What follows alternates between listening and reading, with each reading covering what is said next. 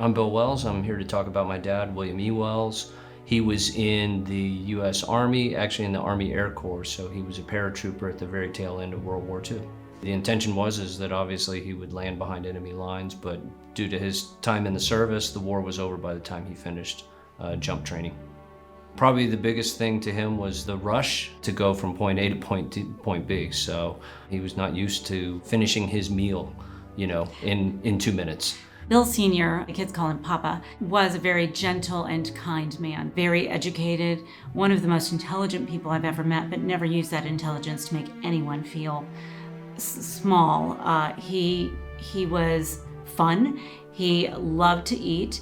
He just loved life, and he loved his grandkids. And I know that when my oldest son, or our oldest son, was finishing the Crucible, he said it was near the end, he said, and we were tired.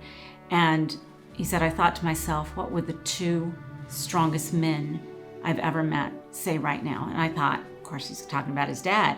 He wasn't. He was talking about his papa, Bill Sr., and my dad. And that's just the kind of people I want my sons to be. I want them to take as much as they can from Bill Sr., Papa.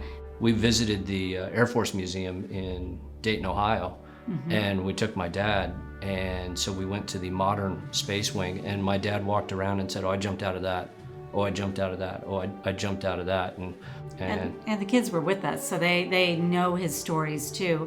Another cool thing is when he came to visit us in Georgia, because this is where he did his jump training, we went to the Currahee up in Museum in Toccoa, and he just absorbed it.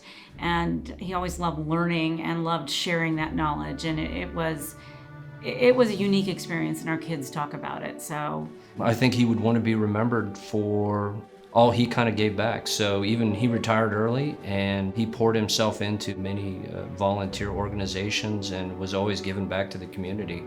And so at his funeral, it was a packed house of people's lives he had touched, and that I'd never met before in my life, but he had touched many people, and so I think he would want to be remembered for his giving back to the community.